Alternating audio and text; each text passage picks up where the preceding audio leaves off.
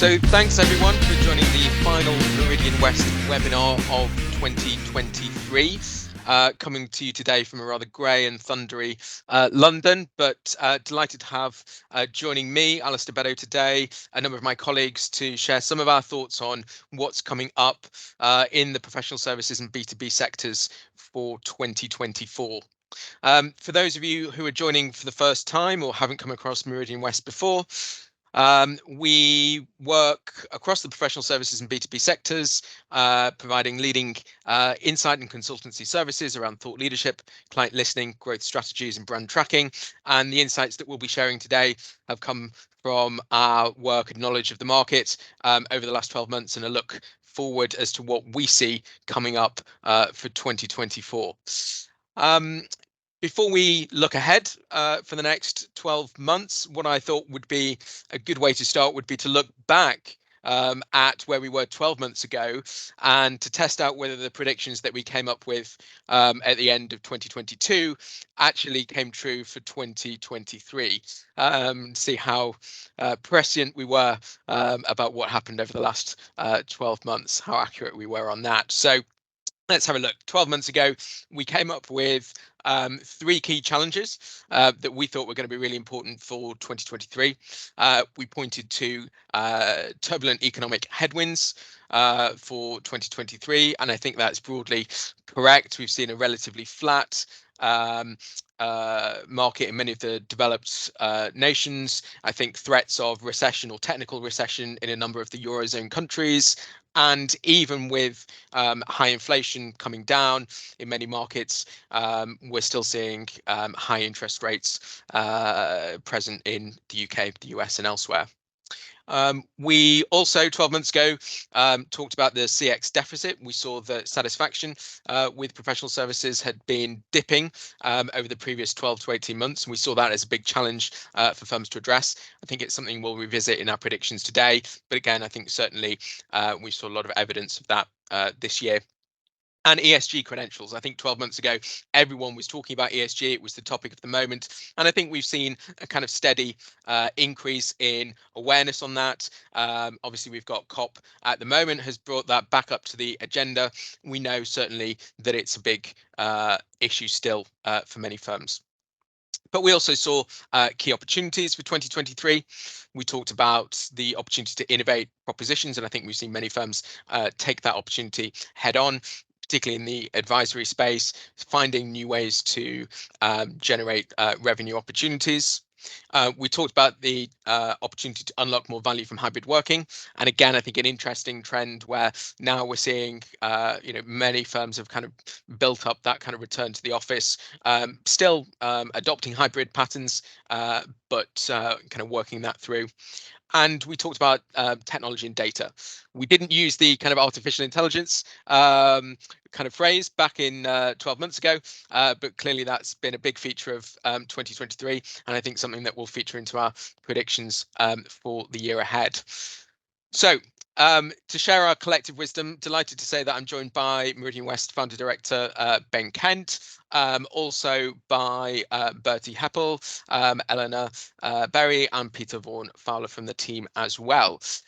So what could lie ahead for 2024 in the professional services and B2B sectors? Well, we've again noted down 6 trends that we think are going to be really dominant for the next 12 months. So I think, first of all, we see that firms are going to be facing a macroeconomic holding pattern. We'll go into each of these in a bit more detail shortly. We're seeing fresh momentum around CX, and I think particularly the rapid adoption of new tools to deliver more around the CX agenda. I think people and culture is becoming an interesting topic, one where many firms have faced, significant growth and growing pains that have been associated with that. I think, again, that will be a big management priority topic for 2024. We're anticipating a big rise in firms embracing more personality-led brand marketing. And again, we'll explain what we mean by that shortly. I think AI, it's inevitable. We can't avoid it, but we'll share some thoughts on what we think in particular to look out for 2024. And who's going to win in 2024 in the B2B and professional services space? Well, I think one trend to look out for will be a continued rise of what we're calling emerging global challenges. So I'll take those down, and then we'll chew the fat over each of these 6 trends. So I think the first one was around the kind of macroeconomic holding pattern. And I think, again, if we look at the indicators, GDP forecasts, for example, for most of the major markets are relatively flat. The UK certainly, less than 1% growth anticipated for 2024. Similar across France, Germany, the US, major developed markets across the G7. I talked about interest rates before, still remaining stubbornly high. We may have reached a peak there, but they're not expected to fall rapidly over this year. Inflation, still at a historic high, despite having come down over the last 12 months. And I think in terms of sentiment, certainly the work that we're doing, we're seeing that firms are relatively bullish about 2024, but it's more, I think, about managing a flatter market rather than kind of rapid growth. Ben, does that chime with kind of what you're hearing in terms of sentiment for 2024? Yeah, well, we do quite a lot of big global surveys interviewing businesses, and they're actually surprisingly bullish about their own. So I think we could well be seeing an uptick in corporate activity. Peter, I don't know. We've been working on those. It's pretty clear. Yeah, I think that's something that's interesting. In a recent global study we did of around 1,000 C-suite, we kind of a clear trend that came from that is that the level of concern around sort of global risks has peaked and is sort of coming down. I think last year, I think one of the words of 2023 was the year of the poly crisis, and I think what our recent research has shown us is that business leaders are sort of adjusting to poly crisis as the new normal, I suppose. And so they're used to dealing with COVID-19, with economic turbulence, and so I think that's what sort of drives and fuels some of this sort of perhaps economic optimism. Yeah, and I think it's also interesting, in terms of the kind of macroeconomics and certainly the political landscape. Obviously, we've got, an election definitely in the US next year, towards the end of next year, an election maybe in the UK, depending on, when the Conservatives decide to call that. And I think, in terms of planning and forward planning, obviously people will be watching and waiting to see, we could have some quite, dramatic changes of government off the back of those. Any thoughts in terms of other kind of risks, macroeconomic, political, on the agenda for 2024? What you're hearing from clients? Anybody? I think another one that's sort of come through quite strongly in the recent research we did is around privacy and data privacy and cybersecurity, of course, with the sort of proliferation of AI technologies. I think that's something that's certainly top of mind for business leaders, and ensuring that that they're safeguarding against the kind of myriad of risks that come along with sort of cyber new developments in technology. So I think that's something that is countering the trend that maybe at a global level then the concern about risks might be decreasing somewhat, but it certainly looks like cybersecurity concern about that is certainly increasing. And Bertie, what are you picking up in terms of sentiment for 2024 from the clients and organizations you're speaking to? I think it's much the same as we've been talking about. I mean, it's very much, I think, a sense of in some cases, organizations and business leaders kind of holding their breath and waiting to see the results of elections. I mean, you mentioned the US and the UK, but there's actually a staggering amount of elections next year. Something like 40% of all people worldwide are living in countries that are going to have some form of election and therefore probably potentially some form of change of government next year. And I think the potential risks there, but also the kind of potential opportunities associated with change are something that quite a few businesses are kind of waiting to see. I think in our own case in the UK and in the US there'll be I think potentially quite significant regulatory change off the back of that, especially in some kind of aspects of professional services. I'm thinking, there's been quite a lot of chatter about kind of regulatory change in the real estate space in the UK, for example. So I think it really is a kind of wait and see situation for a lot of a lot of professional services firms. Yep. So let's think about the second of our trends, which was around fresh momentum on CX, and I think this is, you know, certainly a continuation, I think, of some recent trends that we've seen over the last couple of years in terms of a real focus on addressing that CX deficit that we've talked about. But I think, you know, we are seeing you know, some new lenses on CX, and I think, you know, Peter, be interested in your thoughts in particular around, you know, what you're seeing, what you think firms, you know, will be prioritizing next year, particularly as it pertains to, you know, greater, more personalized client experience.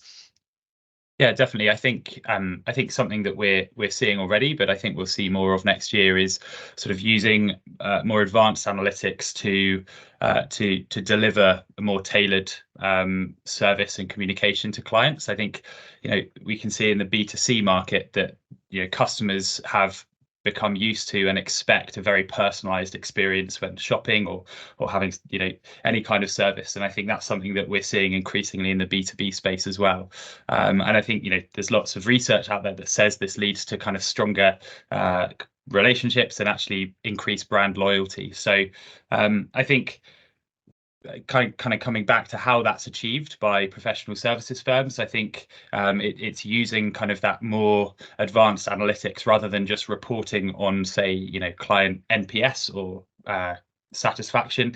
It's, you know, taking another step further and sort of segmenting your clients, you know, into distinct subgroups based on their common needs or common attributes, and then sort of considering, okay, what are those needs and attributes, and then providing a service or a kind of a communication style that you know is more likely to kind of chime with them. So I think that's something we'll certainly see over the next year. I think part of that is driven by the technological advancements we've seen, you know, AI models being able to very quickly summarize large pieces of text that can allow kind of a much easier and more seamless qualitative analysis of large pieces of client data.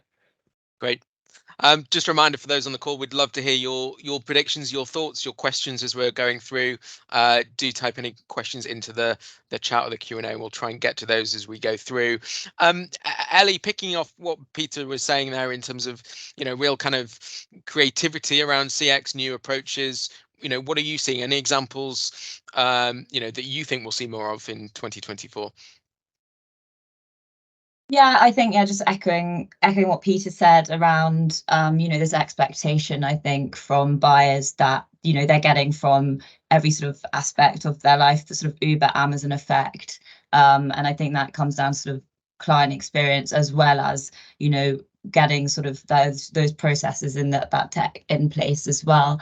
I think, you know, a lot of what we're seeing at the moment, which we'll probably go into more depth on the next point, is a lot of sort of creativity around sort of inwards looking and internal reflection, as well as client research.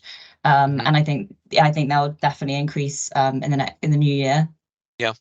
And I know certainly one of the things we've just been doing some research of our own around, you know, how mature firms are in terms of their own client listening activities, trying to benchmark the market, get a sense of what great practice looks like. I know one of the key things that has come from that is, you know, there's a very much a kind of advanced segment that are adopting at pace a lot of these new approaches, things like client journey mapping. I know, Ben, you were part of a discussion, a couple of discussion groups we had last week on that. What are you hearing in terms of what people are planning on that side for 2024?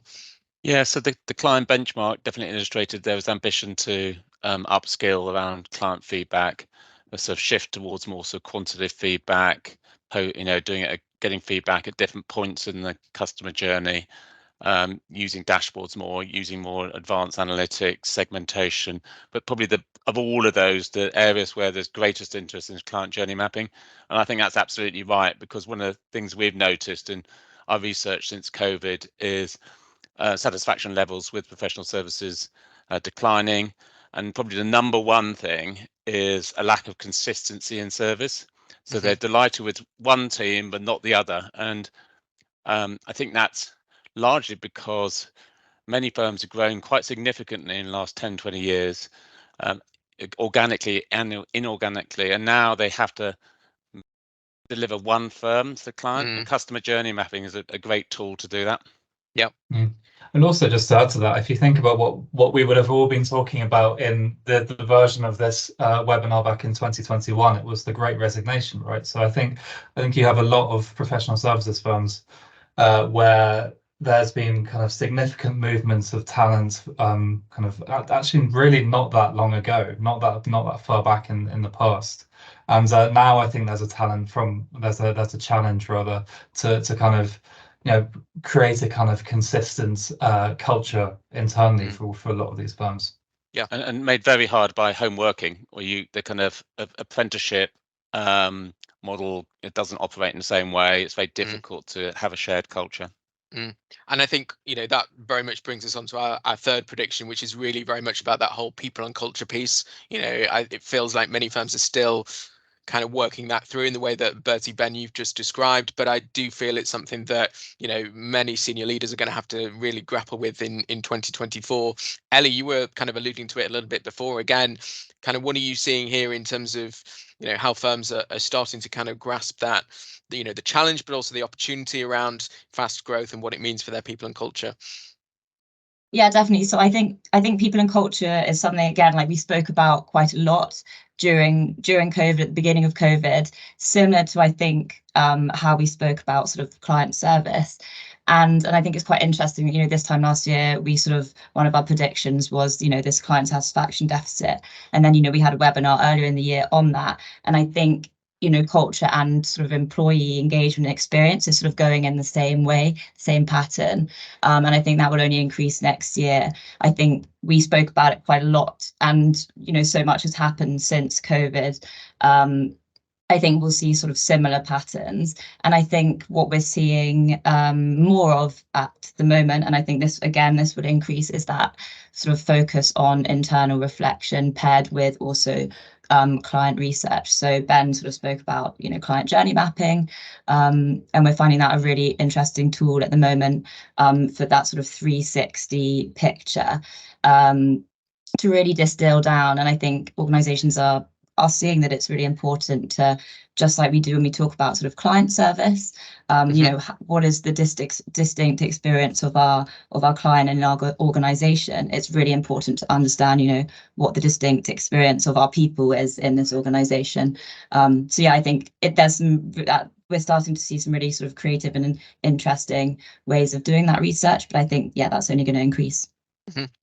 And Peter, I want to come to you on this as well, because I know a big area of that you've been focusing on this year is certainly around the kind of people development, training, kind of coaching, the way that kind of firms are doing that. Again, just kind of interested in how you think firms can kind of leverage that next year to address some of the issues that Ellie's brought to the surface there. Yeah, certainly. I think it's a really good way of addressing some of those issues. And I think what we've seen this year is that professional services firms are very interested in doing training that sort of is obviously very engaging, but also kind of discursive by nature. So, whilst it has to be underpinned by academic theory, I think, what sort of really matters is that employees have the chance to contextualize the theory and contextualize the academia and actually discuss how they can employ it in their own teams. And I think, so that's something we've certainly seen. And I think, the training is going to become, that sort of training is going to become all the more relevant, as these AI tools sort of proliferate around kind of B2B, around the B2B sector. Yep. And maybe let's bring in kind of AI there, because I see we've had a kind of question from Susie on the chat. So thanks very much, Susie. Who asks about, again, in terms of personalization, how to integrate more sophisticated analytics, the tools that are available, and I guess the kind of trade-off between also automation, AI, but also the kind of personal investment of people. Kind of Ben, what's your thoughts on how, I guess if our sense is that AI is kind of inevitable, it's here to stay 2024, how should firms be thinking about navigating that, on the one hand, investment in automation technology, but also, trying to kind of use that to really strengthen the kind of personal relationships that they've got with clients? I think it's going to be transformational. I think we've done research on this, and the vast majority of firms are using AI. I think a lot of them using, to be honest, as a bit of a tool, as a bit of a toy at the moment. But I think that's going to change quite soon. And I think the dialogue is going to shift away from generative AI as a kind of content generator, because I think that inevitably that has limitations, and more towards that is a data analytical tool. And so we're partnering with the AI company on how we can pull in-depth interviews, quant research, business intelligence reports, and pull that all together into one place to create a kind of 360-degree view of the client. So I think that, and it's amazingly effective, incredibly effective, and does it cheaper, faster, and better than humans can.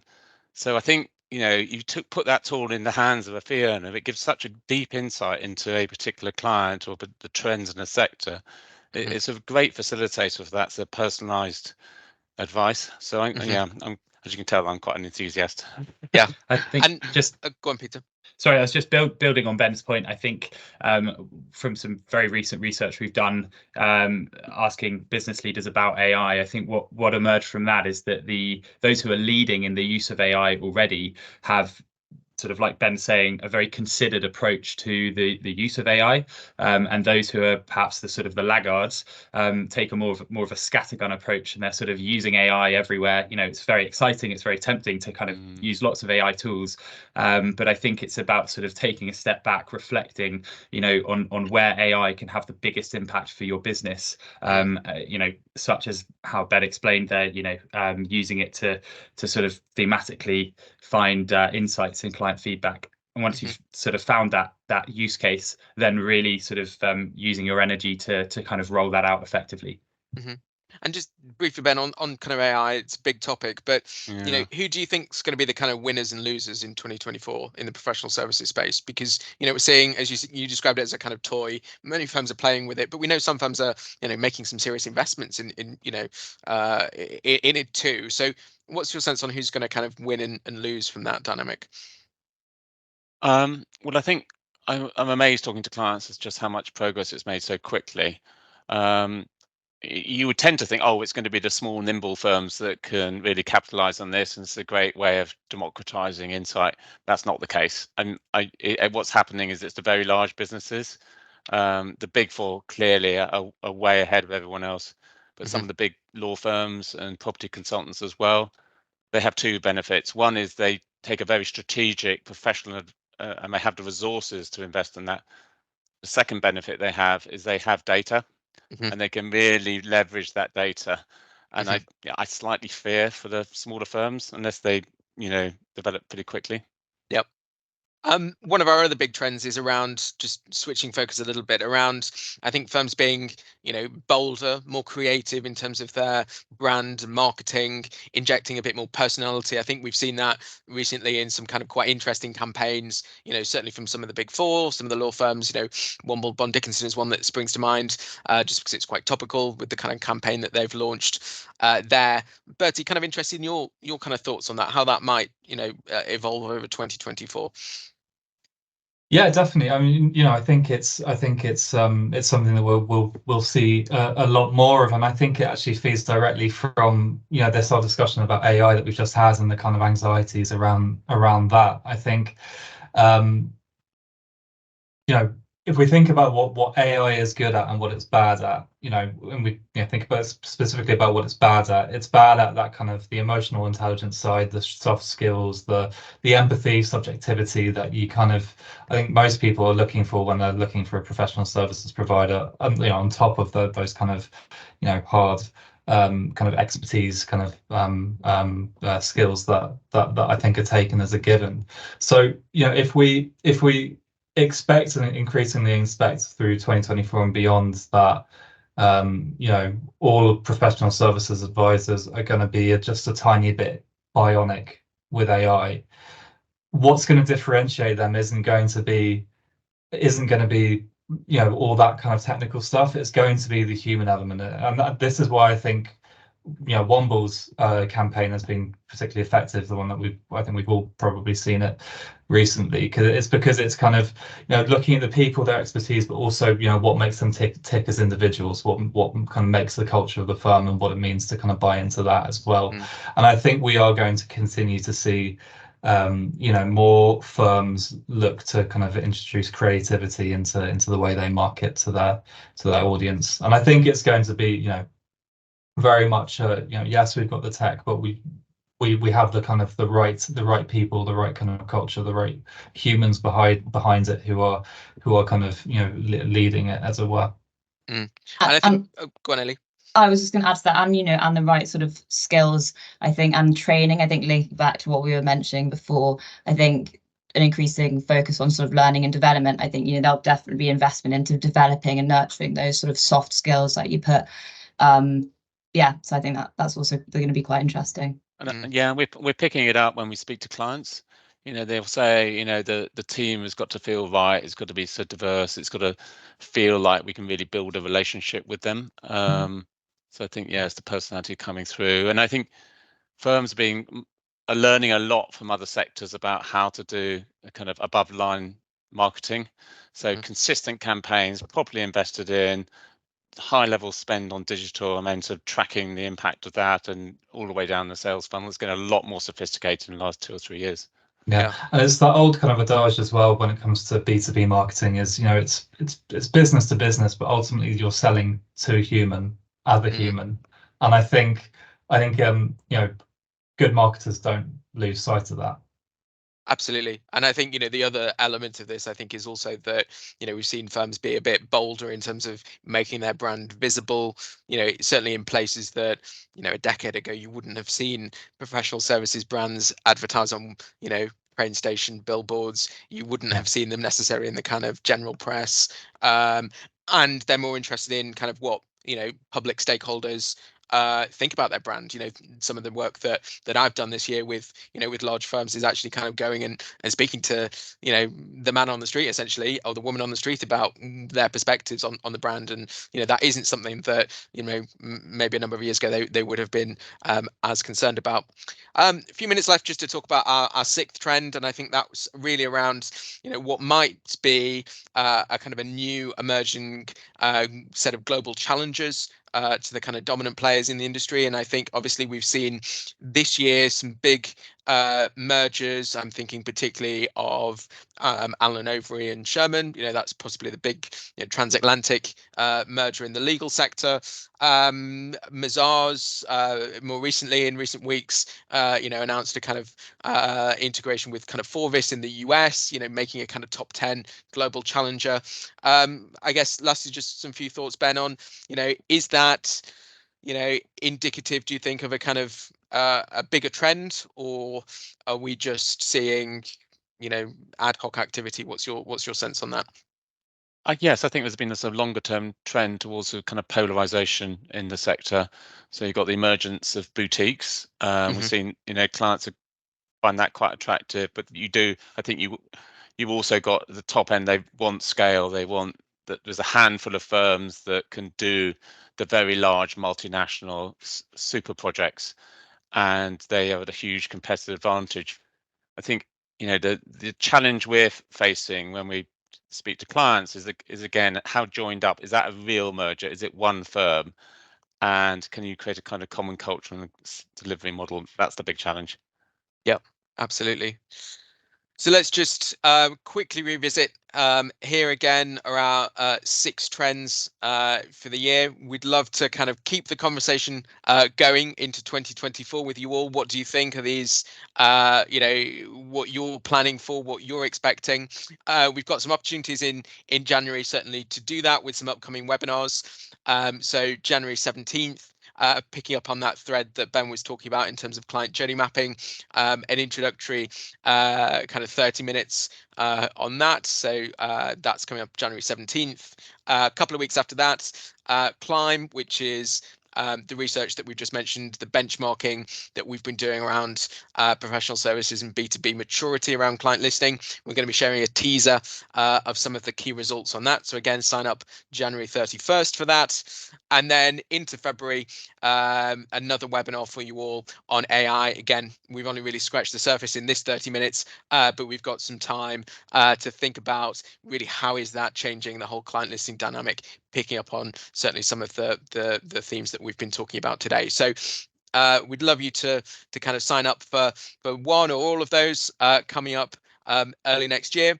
Very big thank you to Ellie, to Peter, Bertie and Ben for joining me today. Big thank you to all for joining us as well throughout 2023. Have a good, restful Christmas, New Year break, and we look forward to joining you again in 2024. Thanks, everyone.